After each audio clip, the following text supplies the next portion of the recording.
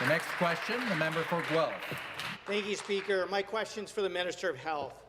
The messaging on testing has been all over the place.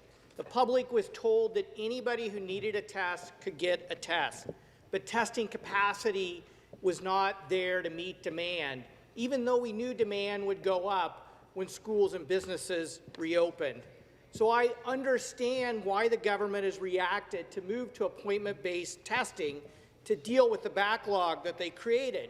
But I'm worried, Speaker, that the appointment-only testing will make it even less accessible for vulnerable people. There are many people, for instance, people who are homeless or who may have disabilities, who may not be able to access the technology to set up an appointment to get a test. So, Speaker, can the minister tell us what is being done to ensure that vulnerable Ontarians have access to testing?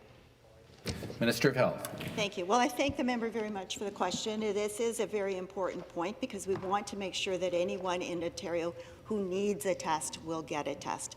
And the move to the appointments is, in fact, a response to long lineups, changes in weather. In fact, all of the northern assessment centres are already doing appointment-based testing. That hasn't shown to be a problem. However, we do recognize there may be some people who might be in that situation who might need to have home and community care come and visit their homes to be able to do their testing for them, or primary care through the physician's office. There are other ways that we can do this testing without necessarily having people being tested in the assessment centres themselves. We have allowed for that, and that is happening as we speak.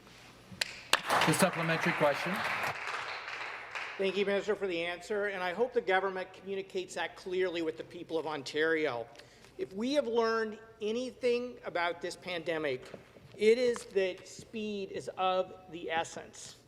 The federal government has entered into conditional contracts for purchasing millions of rapid testing to deal with these long lineups, even though some of these companies haven't been approved by Health Canada.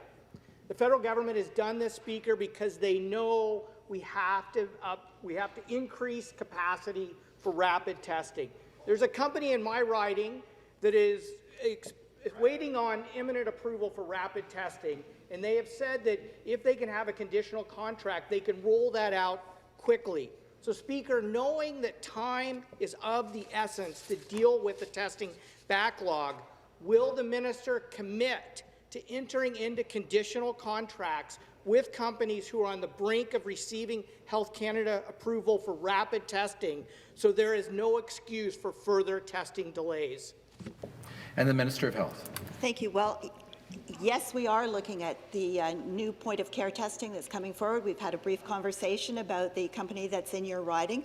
We're always looking to follow new innovations because, as the Premier has indicated, that is a game changer. If we can do point-of-care testing and get results in 10 or 15 minutes, it's a big difference from what we're dealing with now, where we try to receive test results within 24 hours, but it doesn't always happen for a variety of circumstances. So we are moving forward. We are in contact with Health Canada and with the Federal Ministry of the Government of Health, Department of Health.